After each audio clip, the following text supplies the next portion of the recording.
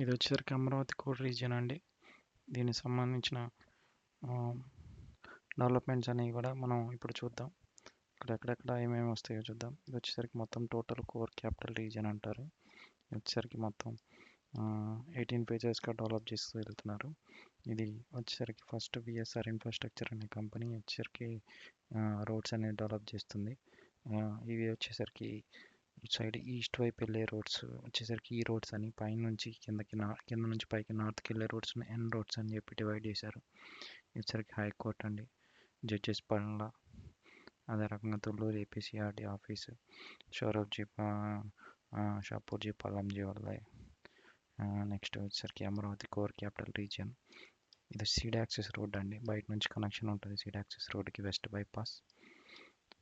ఇలాగ డెవలప్ అవుతూ వెళ్తుంది అమరావతి. మీకు చూసుకున్నట్లయితే సెంట్రల్ మొత్తం కూడా ఈ అమరావతి రీజియన్ అనేది ప్యూర్గా ఇలాగ డెవలప్ అవుతూ వెళ్తుంది.